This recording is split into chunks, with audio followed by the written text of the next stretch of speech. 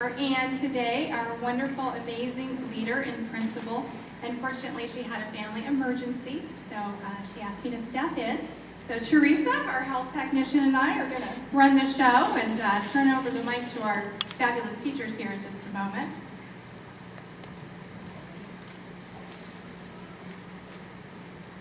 So Mrs. Otten also wants to let you know that she can't wait to meet all of your wonderful children in August, and she is again very sorry she couldn't be here. She loves to come and meet all the new parents, so it was sad for her to not be able to make it.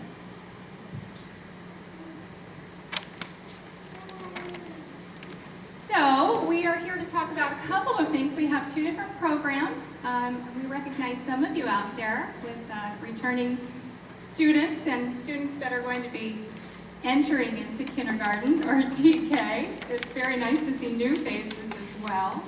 We're here to give you a bit of an orientation, let you know what to expect. It can be a little bit nerve-wracking, especially if this is your first child entering kindergarten or TK. So we're so glad that you came here. We can give you a little bit more information and hopefully ease your nerves and make the transition a wonderful one.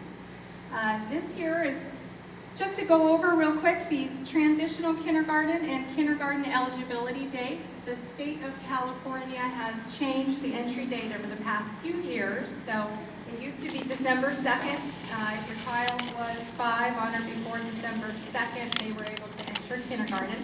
And that date has now moved back quite a bit. If your child is born between September 2nd and December 2nd, now you must enroll them based on state law into transitional kindergarten. And then there's also the kind of parent optional. If you're not quite sure, if you're thinking that your child may not quite be ready for kindergarten, they might benefit from that extra year. If they have a birthday between June 1 and September 1, you can put your name on the wait list with the district. They place those students secondarily because the students above, they have to be in TK. So they place them first, and then they move on to the other students. And then, of course, if your child is through the other dates there, you will be enrolling in kindergarten. I'm going to introduce our fabulous kindergarten and TK teachers to come on up and give you a little bit more information. So we have Mrs. Reed, our transitional kindergarten teacher. And she is up first.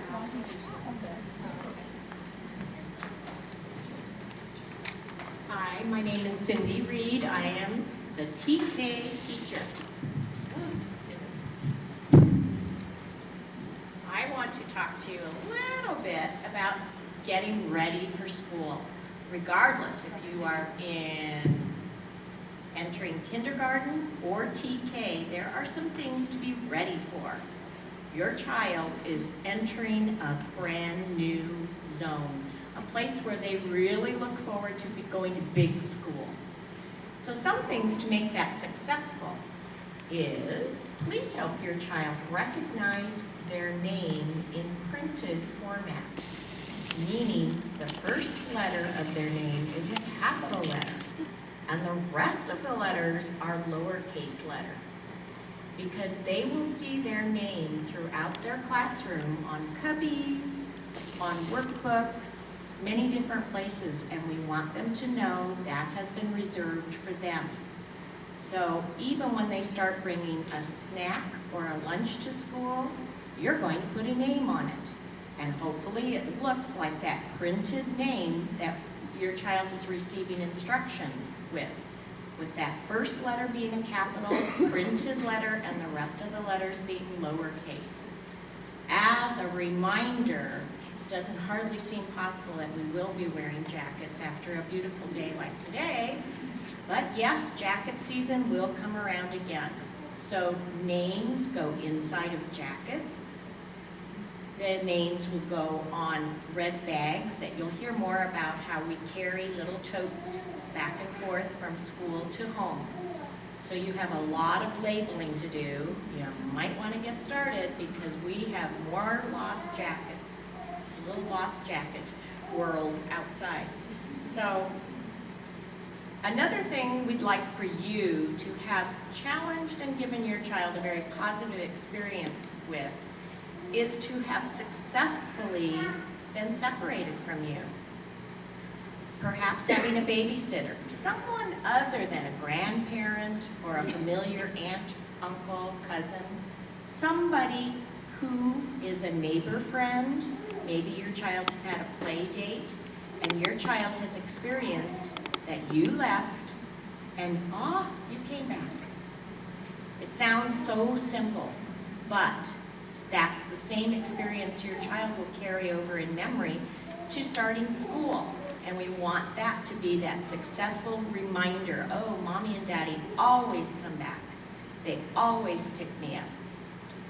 Something else to think about over the summer months is making sure that your child is able to handle all their bathroom needs on their own. My classroom has a bathroom in the classroom. The kindergarten classrooms have bathrooms that are for the entire school down the hallway. When children are in the bathroom, whether they are using the total school bathrooms or the one in my room, they are in the bathroom by themselves. So they need to know how to zip and button and snap. And if you can avoid straps, we would appreciate it. Overalls with straps go right in the toilet almost every time. So think ahead on buying school clothes with very manageable clothing so that your child can be successful. Something else with clothing, make sure your child has had practice putting on their own coat, their own shoes. Now, not necessarily tying them yet, but putting them on. Making sure that they've had that experience. We're building on success around here, and the more you can help us prepare your child, when they are in a classroom of probably 28 other students, they're going to be asked to do a lot of things for themselves. They will be asked to be independent. We prefer that sandals are not worn at school. More toes have gone home with big old Band-Aids on them, and we do ride tricycles. Yikes, I hate to think. Crocs, not the best shoe for school. It falls off, and probably falls off at the worst time. So we need snug-fitting shoes that stay on at school. In preparation for learning in TK and kindergarten, please read to your child. Such a simple thing. But your child should be having daily stories read to them. Lots of families find that to be a very wonderful nighttime ritual. And you will be asked to talk about those stories with your child. What happened? What was the scary part in the story? Was there a problem? And literally have a conversation. Spend time. It's meant to be a leisurely, cozy activity. But when we start reading stories to your child at school, those conversations will continue. Also, please help your child engage in conversations with adults. They should be practicing answering questions with words and sentences rather than just yes or no. The questions like when or why would lead into more of a lengthy conversation. And that's what we're looking for at school, because language development is so attached to the reading and writing process. The other thing, as we're conversing, here comes a big one, making sure the child waits for their speaking turn. Because sometimes when there's a conversation, little people think their turn is always first. But really, now think about it once again, in a classroom of 28, that's not going to be very effective or successful.